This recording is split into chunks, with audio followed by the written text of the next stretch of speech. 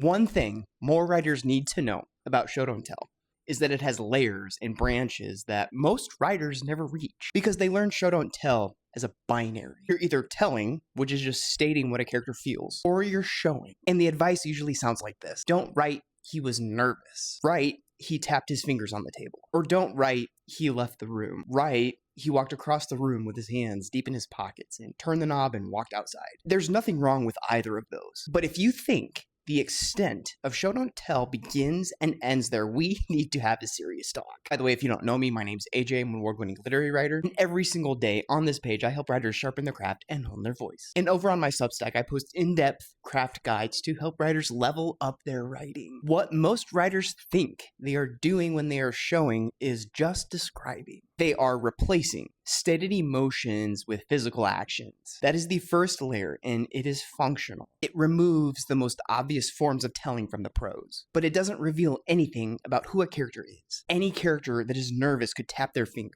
Any character could walk out of the room with their hands in their pockets. The actions are generic. They belong to anyone. The second layer is when showing becomes an actual craft tool. When an action is specific enough to only belong to this character's psychology. When it comes from how their internal logic processes the world around them. It doesn't just describe, it reveals. Here is what that can look like. Let's say a wife just found out that her husband is having an affair. She's alone in the house now. The first layer would give you, she cried. She sat at the table and stared off and felt a grief that she had never known. Hollow, consuming, total. That is any wife. That is generic grief. And you have narration that is compensating for what that action cannot carry. The second layer gives you something very different. She tries to cook dinner and burns it, and she stares at the smoke. She throws the whole pot in the garbage and throws up into that same garbage. She showers, cries in there until the water goes cold, doesn't even notice until she's shivering. Her husband finds her later, lying on his side of the bed, in the dark, still in her wet towel, just staring at the ceiling. There is not one word of interiority there, not one line of narration explaining the depths of what she's feeling inside. And you already know everything you need. Anything you could add to comment on her emotional state would be redundant and unnecessary, because every action belongs to her psychology. A woman whose life just became something she doesn't understand anymore. When you finish an action beat and you feel the urge to explain or to load the prose with emotional weight in the narration, it's probably just telling you that you're still in the first layer. Does the character's actions in this situation reveal anything about their interior psychology? That is where Show Don't Tell becomes your superpower.